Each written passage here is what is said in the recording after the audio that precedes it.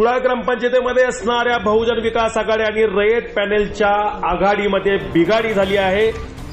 रयत पॅनेलला असणारा पाठिंबा हा कुडाळ बहुजन विकास आघाडीने काढून घेतल्याने सौरभ शिंदे या गटाला धक्का बसला आहे. दरम्यान आज पत्रकार परिषद घेऊन बहुजन विकास आघाडीचे प्रमुख हेमंत शिंदे यांनी आज घोषणा केली आहे. त्यामुळे जावळी तालुक्यातल्या सगळ्यात मोठ्या ग्रामपंचायत असणाऱ्या कुडाळ ग्रामपंचायतीमध्ये आघाडीमध्ये बिघाडी झाल्याने आता पुन्हा सत्ता परिवर्तनाचे संकेत या निमित्ताने मिळाले आहेत. या संदर्भात बहुजन विकास आघाडीच्या सर्वच सदस्यांनी आज पत्रकार परिषद घेऊन सत्ताधारी रयत पॅनेलची मनमानी कारभार असल्याचे देखील आज पत्रकार परिषदेमध्ये बोलून दाखवलेले आहेत. विविध तक्रारी करत त्या ठिकाणी रयत पॅनेलच्या मनमानी कारभाराचा पाढाच बहुजन विकास आघाडीच्या सर्व सदस्यांनी मांडला आहे. आम्ही केलेल्या साध्या सजेशन सुद्धा ऍक्सेप्ट केले जात नाहीत, म्हणून आपण बाहेर पडतो. ह्यात विषय कसे आहे की हा सगळा मनमानी कारभार चालवला. सध्याचे हे फक्त नावाला आहे कोचुबासाठी. आज जवळजवळ 16/5/2022 आधी राजीनामा दिला. त्यांच्या मनमानी कारभाराला कंटाळून अतिक्रमणाशिवाय कुठलीही इमारत किंवा कुठलीही जागा ग्रामपंचायतीच्या नावावर नसताना तिथं पण टाकला जातो. अतिक्रमणं केली जातात. कुठल्याही ग्रामपंचायतीच्या नावावर जागा कुठलीही नाही, ती 15-15 लाख रुपये गावाचे तिथं ओतले जातात. आता जिथं गरज आहे, आज बौद्ध वस्तीसारख्या ठिकाणी पहिल्या मिटिंगला वार्षिक मिटिंगला ठरलेलं असताना की पेजेसची योजना तिथे चालू करायची, तिथं मंजुरी झालेली असताना तो प्रस्ताव बदलला गेला. आणि नदीवर स्मशानभूमीच्या तिथं आज ती नदीवर कुठलीही जागा ग्रामपंचायतीच्या जागेवर नाही. कुठल्याही त्याला 12.5 ते 13 लाख रुपये असे वायपट घालवले. म्हणजे जे वेतन येतं तुमचं 14 आयोगाचं वेतन येतं, 15 आयोग येते, ते पैसे वायपट वापरण्याचा अधिकार दिला कुणी? बरं, ते एकाही सदस्याला माहीत होऊन दिलेलं नाही. आज त्या जाताना कडकडून आम्ही 2 महिन्यात आम्ही राजीनामा दिला. एवढ्या मोठ्या कामाची निविदा काढली, बरोबर, निविदा काढली, निविदेवरनं तो विषय एक झाला होता ना. निविदा काढली ना, तर ही 11-12 लाखाचं काम असेल, त्याची निविदा काढली. आणि जोशीदार निविदेच्या संदर्भात आम्ही पण लावून धरलं होतं. निविदाच्याच प्रक्रियेने आपल्याला काम करायचं, पण दरवेळी टेंडर्स जी पास केली जातात ती फक्त एकाच कॉन्ट्रॅक्टरच्या मार्फत केली जातात. आता एकच कॉन्ट्रॅक्टरनी 7 ते 8 10 कामं भरली, 16 कामं भरली. पेपरला जाहिरात केली ना, सगळं झालेलं आहे. पण काय होतं, चला तुम्ही पत्रकारात आता तुमचा सगळ्यात जास्त खपणारा पेपर कुठला येतो? ग्रामसेवकांनी कुठला खपतो जास्त पेपर? सकाळी पुढारी आहे. तर कुठला पेपर? हा पेपर मी तर नाव पहिल्यांदाच ऐकले. बातमी द्यावी, ते त्याचं जाहिरात द्यावी. त्याला फक्त जे रजिस्टर ज्याचं वृत्तपत्र असतं त्याला ठीक आहे ना, तुम्हाला बिझनेस करायचं, तुमचे पैसे वाचवायचे ग्रामपंचायतचे, कुठून कसे तरी पैसे वाचवायचे, चांगला कॉन्टॅक्ट, चांगले कामं उद्देश, चांगल्या पेपरला दिले तर काय फरक पडतो? जो पेपर कोणी बघत नसेल, वाचत नसेल, ते पेपरला जाहिरात द्यायची उगाच नाही. जाहिरात दिल्यानंतर ग्रामसेवकांनी जर जाहिरात, सरपंच आणि ग्रामसेवक 2 व्यक्ती, सरपंचांच्या मंजुरीशिवाय ग्रामसेवक देणार नाही जाहिरात. तर ग्रामसेवकांचं काम काय आहे की प्रत्येक सदस्याला त्याची सूचना दिली पाहिजे, बरोबर आहे. कुठल्याही प्रकारची याची सूचना ग्रामसेवकांनी दिलेली नाही. ही निविदा नोटीस बोर्डवर लावली नाही लावलेली. सदस्य नोटीस बोर्डला सर्व कुडाळ ग्रामस्थांना विशेषतः घराघरात पोहोचवी अशी आमची इच्छा आहे. आणि पत्रकारांनाही त्याची आमच्या भूमिका त्याबद्दलची स्पष्ट व्हावी, म्हणून आम्ही एक आज पत्रकार परिषद घेतली. आमचं म्हणणं थोडक्यात आम्ही आत्ता मांडलेलं आहे. त्याचे कागद किंवा त्याचे लेटर्स तुम्हाला दिलेले आहेत. तर त्याच्यावर तुम्हाला आता काही प्रश्न विचारायचे असतील किंवा तुमचे काही हे असतील तर विचारू शकता.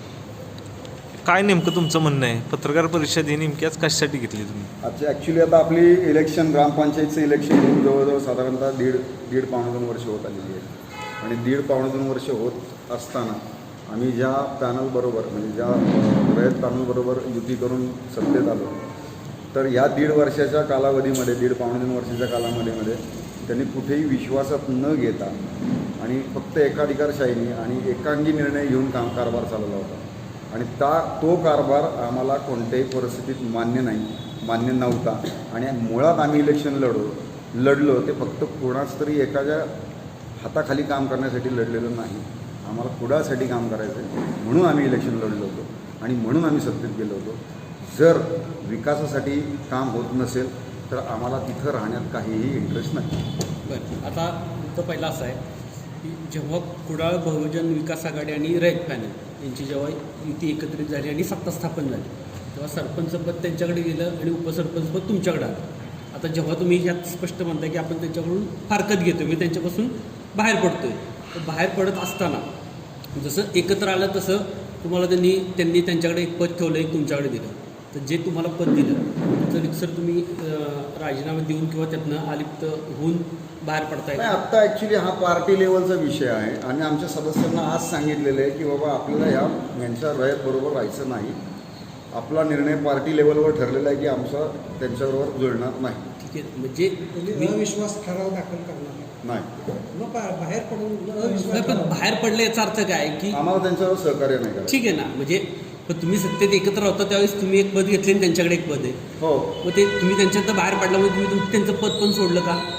पद आम्ही सोडायला तयार आहे, काय प्रॉब्लेम नाही. सोडलंय का? म्हणजे नाही सोडलेलं, अजून तरी हां, सोडलेलं मग ते अजून त्याच्यात ठीक आहे ना, पण सोडलं. ॲक्च्युली काय आहे, हा विषय जो आहे ना हा फक्त आम्ही पार्टी लेवलवर म्हणजे आपल्या एक संघटनेच्या लेवलवर आम्ही डिक्लेअर करतो. शक्यपणे तुम्ही आला ते आले ना, हां. तेव्हा ते सत्तेत आले ना, त्यांना सरपंच पद त्यांनाही मिळालं ना. हां. नाही, तिथं त्यांनी सरपंच राजीनामा दिला पाहिजे, तुम्ही सरपंच राजीनामा दिला पाहिजे. कसं बघितलं सत्यपणे ते सुद्धा आम्ही ते त्याचं अल्पमतात देखील तेव्हा तुम्ही अविश्वास ठराव दाखल करायला लागले. आम्ही सांगितलं.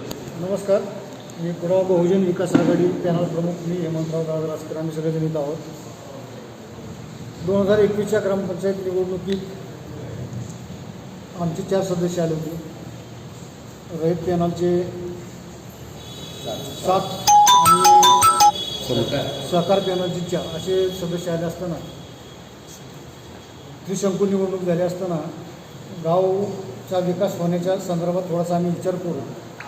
त्यावेळेला माननीय सौरभ शिंदे हे उपसभापती असल्यामुळे आम्ही विचार केला आमच्या सदस्यांनी, आमच्या पॅनलवाल्यांनी की बाबा हे पंचायत समिती सदस्य आहेत, उपसभापती आहेत आणि कुडाळ गावचे जर सत्ता आपण एकत्र येऊन केली तर कुडाळ गावचं सर्वांगीण कोणाच काहीतरी मदत होईल. त्या हिशोबावर आम्ही त्यांच्याबरोबर जाऊन ही सत्ता स्थापन केली.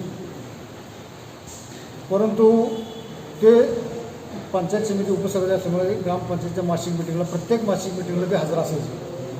आम्ही सदस्य नसल्यामुळं आम्हाला तिथे जाता येत नाही. परंतु तिथं मासिक मिटिंगमध्ये जे विषय व्हायचे ते आमचे सदस्यांना आम्हाला सांगायचे आणि 2-3 दिवसांना प्रोसिडिंगला बघायला ते विषय बदललेले दिसायचे. मी म्हटलं हा काय प्रकार आहे रे? मग आमच्या सदस्यांना विचारलं तर म्हणले असा प्रकार होते की बाबा हे सगळं प्रोसिडिंग नंतर बदललं जाते. कोण बदलत होते? आता कोण बदलते हे तुम्हालाही कळलं पाहिजे.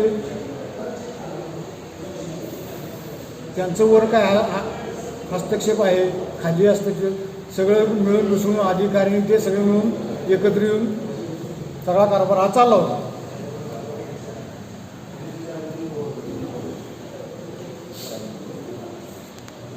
कामाच्या बाबतीत ज्यावेळेला आमचे सदस्य एखादा विषय मांडतील की बाबा हे काम ह्या वार्डात झालं पाहिजे तर ते तात्पुरत्या मिटिंगला नुसतं चर्चेत जायचं. परत प्रोसिजरला कुठेही दिसलं असेल की सगळे आमचे मुद्दे खोडले जायचे. कुठेही सर्वसमावेशक असा ठोस निर्णय घेतला जात नाही. युती करताना सुद्धा आमच्या काही वाटाघाटी झाल्या होत्या. कोर कमिटी केली होती बाबा प्रत्येक मिटिंगच्या वेळेला आम्ही बसून सगळेजण चर्चा करून गावच्या विकासाचे निर्णय घेऊ. पण गेल्या 1.5-2 वर्षात आम्हाला कोर कमिटीला कधीही त्यांनी मिटिंगला बोलवलं नाही. हा सर्व आणि आत्ता तर नवीन मला कळते की काहीतरी 15-16 कामं आहेत ग्रामपंचायतीने टाकलेली आहे सदस्यांनी. ही कामं एकाच कॉन्ट्रॅक्टरला दिलीत असं मला आत्ता नवीन कळते. भले त्यांनी निविदा दुसऱ्या तिसऱ्या नावावर भरले असतील त्यांनी वेगवेगळ्या कॉन्ट्रॅक्टरच्या, पण पैसे एकानेच भरले असं मला कळते. आता ह्यात किती तथ्य आहे मी 2 दिवसात बघणारच आहे. म्हणजे ज्यावेळेला आम्ही एकत्र येण्याचा आमचा उद्देश वेगळा होता. ते पंचायत समितीची सभापती होती, उपसभापती होती आणि कुडाळ गावामध्ये सत्ता आली त्यांच्या माध्यमातून आमच्या माध्यमातून सत्ता आली तर दोन्हीकडून काहीतरी कुडाळचं योगदान होईल, गावाचा विकास होईल ह्या दृष्टीने आम्ही त्यांच्याजवळ गेलो. पण ह्या 1.5-2 वर्षात असं काही दिसलं नाही आम्हाला. आजच्या पोझिशनला एकादशाही बहिणीने आता सगळ्यात आता ग्रामपंचायतमध्ये आम्हाला बसण्याचा अधिकार नव्हताच मागच्या मिटिंगला. ते स्वतः येऊन प्रत्येक ग्रामसभेच्या सदस्यांच्या मिटिंगला येऊन बसायचे. तिथं होणारे निर्णय हे संध्याकाळी जाऊन घरी जाऊन बदलायचे. हे 1.5 वर्ष आम्ही बघितले. आज 10 वेळा समजून सांगूनही ते कुणाच्या ऐकण्याच्या मनस्थितीत नाही. त्यामुळे मी आता हा निर्णय घेतो. वेळ पडल्यास आम्ही 4ही सदस्य आमचे 4 जण राजीनामा देणार आहोत. वेळ पडल्यास आता तुम्ही सत्तेतनं बाहेर पडला तर मग ते सत्तेत समजा किती त्यांचे जे काही 106 असतील 7 असतील तर ते रितसर तेवढे सरपंच सुचवलेली जी कामं असतील तर त्याला दुजोरा कायम यांनी दिलेला आहे. आणि जी कामं म्हणजे आपण पेपरला जाहिरात म्हणून दिली तरी ती सदस्यांना म्हणजे आम्हाला कुणाला ते न समजता ते बाकीच्यांना जे कॉन्ट्रॅक्टर आहेत ते त्यांना समजायचं, सदस्यांना कोणाला समजत नव्हतं प्रत्येक काम. आणि मनमानी कारभार असल्यामुळं आपल्याला पण ते म्हणजे जे चांगली कामं करायची ती काय करता आपल्याकडनं होत नाही. भविष्यात नेमकी काय भूमिका असेल आता तुमची? भविष्यात आत्ता आम्ही त्यांच्या विरोधातच काम करत राहणार आहे. फक्त विकासासाठी एकत्र राहणार म्हणजे त्यांना सोडून जे काय विकास करायचा आहे आमच्या पार्टीतर्फे ते तेवढा करत राहणार.